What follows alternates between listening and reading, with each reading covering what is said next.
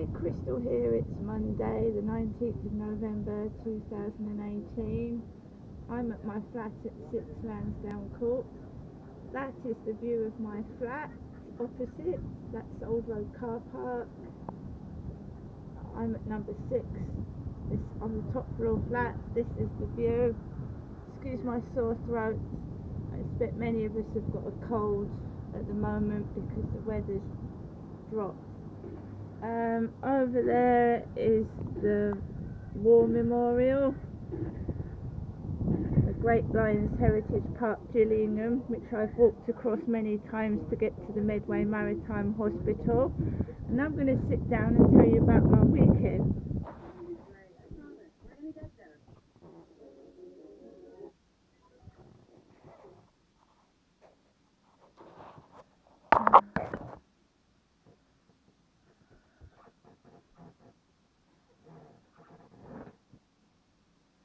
Right, on Saturday I went to Chatham Library and the Westlife guy was in there with the headphones on his head, eating nuts and getting numerous printouts of Boyzone, David Bowie's Merry Christmas, Mr. Lawrence film, and he told me that his sister was 50 and he printed out a happy birthday printout for her. I didn't sit next to him this time. The last time he came and sat next to me, I had trouble with the computer and it switched off, and then one of the librarians had to bend down and fiddle about with the computer trying to get it to work, and it didn't. So she climbed under the table, it wouldn't work, so I went on the computer on the other side. And then Beverly came in. Beverly that used to live at number 14. She told me that she'd hurt her ankle after falling out of bed. So she's going to have to go to the Medway Maritime Hospital, to the physio department, because she'd damaged her leg falling out of bed. She told me about Paul. She'd met Paul and he was still drunk and drinking, and she said that the main reason she moved out of the flats was because of Gareth, because he kept calling her names and was horrible to her.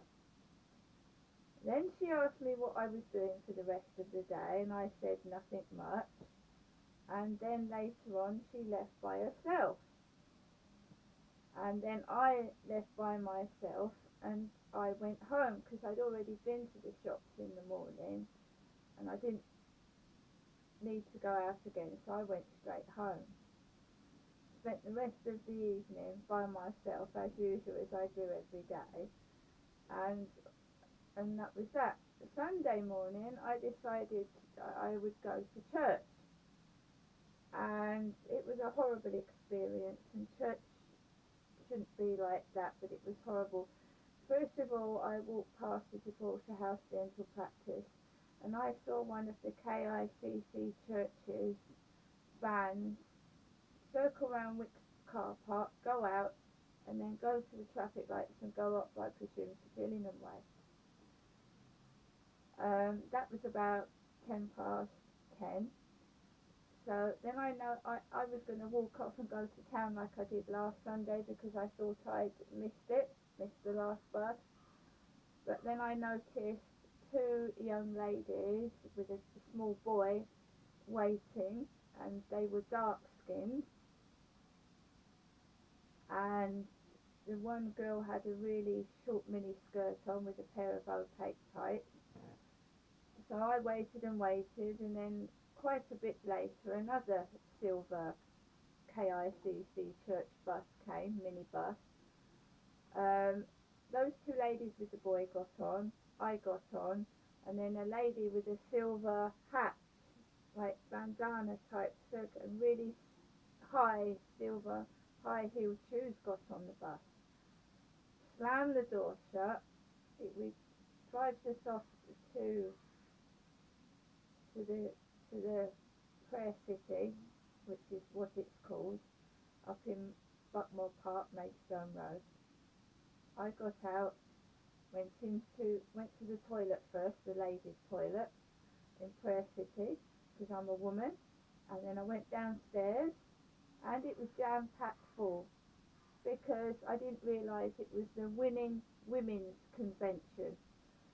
And then I sat at the back, right at the back, out of the way, so I couldn't be seen. That's where I was put. Very, very loud. The choir was on, and the choir was wearing tops like my mum had shown me my dad's hooded white dressing gown in the bedroom on the Friday. So they were all wearing white tops and jeans. There was a really large lady on the end, choir girl, and they were all singing, and it was really, really loud. It's not normally loud at the morning service, but this one was. Then we had a guest speaker from Canada, a blonde lady, and she brought her two sons of 10 and 13. She was like singing about Jesus. They'd asked for a donation from people already, so all the envelopes were distributed. People put money in the envelopes. Black buckets came round and people put money in the buckets. Bear in mind that all last week I didn't have much money or much food, so you're watching people put £20 notes in envelopes and then distributing them in the bucket. The man next to me snatched it, because you know I'm a thief, so he snatched it out my hand and put it that way, so I didn't take anything. We come on to a bit later on, another guest speaker came. I think her name was Cheryl, Sheryl, and she was from America. Another blonde lady, an older blonde lady with false teeth and dyed blonde hair, and she was talking for hours and singing on a loud microphone. It's like their own TV studio, so it's really, really loud. And at the end she said, my merchandise is for sale, but she said, like, don't take it, you have to buy it. And then after her long speech and singing about Jesus, they asked for another donation. Sow your seed. So if you pay money, God listens to you, and sow your seed. So that's 2 lots of money the KICC church had, and they said that's fair enough. The donations go to Uganda, which has got the word UG in it, UGANDA, Uganda.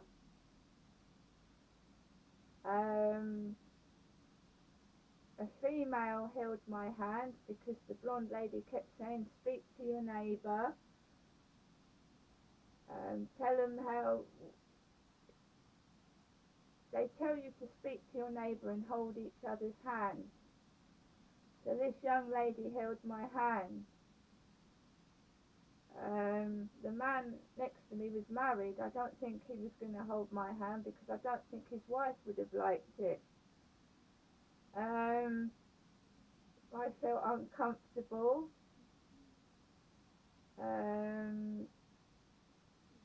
I did like the second lady's speech about eagles and eaglets, and she sang, I believe I can fly, I believe I can touch the sky, think about it every night and day, spread my wings and fly away.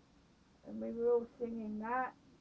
And then it was time to go. Went back to the ladies' toilet, where you get pushed and shoved. There's a long queue up the stairs, people banging you in the back. I didn't buy anything. Went down to get the KICC Grey Church back to Chatham Wicks car park, and several ladies pushed in front of me.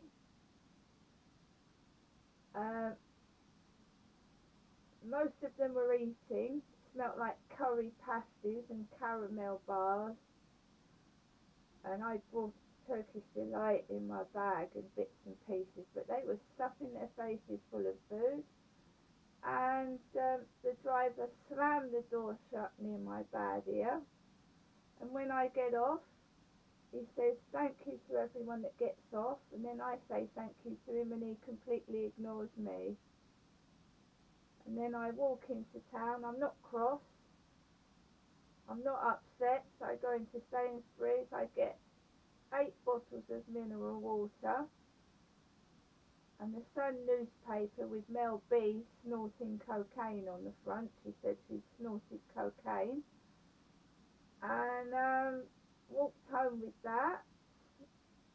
And all the time I had my face pain right here hurting me. I was coping with that as well as being pushed about with and people stuffing food in front of my face. They were eating sausage rolls in the audience, and it smelt really bad. It wasn't a nice smell of a sausage roll either. Anyway, I'm back at home now.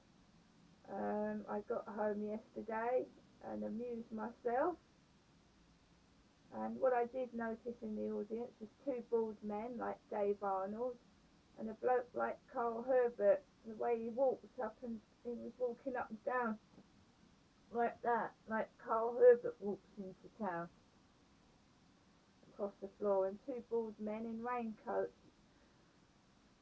So I'm never going to escape this.